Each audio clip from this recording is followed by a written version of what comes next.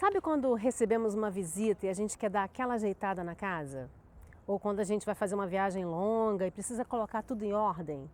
Muita gente aproveita o final do ano para se livrar daquelas coisas desnecessárias, às vezes dá até uma renovada na pintura, dá aquela organizada nos armários, ou seja, arrumar a casa. E é sobre isso que nós vamos falar hoje, porque Deus chegou diante de um rei no Velho Testamento e falou para ele: arrume a sua casa.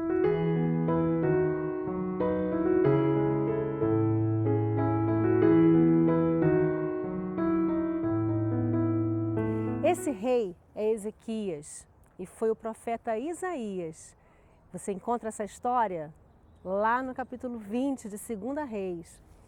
E Deus, através desse profeta, fala para Ezequias que o tempo dele estava acabando e que ele precisaria arrumar a sua casa. Mas quem foi Ezequias? Vamos dar uma olhada lá no capítulo 18. A partir do versículo 3, Deus fala o seguinte a respeito de Ezequias. Ele fez o que o Senhor aprova, tal como tinha feito Davi, seu predecessor. Removeu os altares idólatras, quebrou as colunas sagradas, derrubou os postes sagrados, despedaçou a serpente de bronze que Moisés havia feito, pois até aquela época os israelitas lhe queimavam incenso. Ela era chamada Neustã. Ezequias confiava no Senhor, o Deus de Israel. Nunca houve, note essa afirmação que está no versículo 5, nunca houve ninguém como ele entre todos os reis de Judá, nem antes, nem depois. Ele se apegou ao Senhor e não deixou de segui-lo. Obedeceu aos mandamentos que o Senhor tinha dado a Moisés. E o Senhor estava com ele. Era bem-sucedido em tudo o que fazia. Interessante que mesmo sendo essa pessoa descrita desta forma, ele ainda precisava arrumar algumas coisas. Se a gente for analisar os reis de Israel, a gente vai perceber que pouquíssimos fizeram perto do que Ezequias fez. Porque a maioria dos reis, infelizmente, seguiu por caminhos tortuosos, seguiu por caminhos diferentes, se voltou para outros deuses, abandonou o Senhor e com isso levou o povo a ser idólatra também. Mas Ezequias não. Ezequias, ele além de retornar a adoração ao Senhor, ele fez uma coisa que poucos reis que se voltaram para o Senhor fez, que era tirar os altos, tirar os altares de adoração.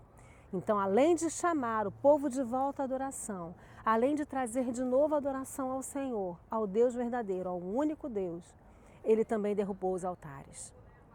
Ezequias foi um rei diferenciado. Como nós grifamos bem aqui o que a palavra disse, antes dele e depois dele não houve um rei como Ezequias. E mesmo assim, Deus ainda chega diante de Ezequias através do profeta Isaías e fala: Ezequias, arrume a sua casa.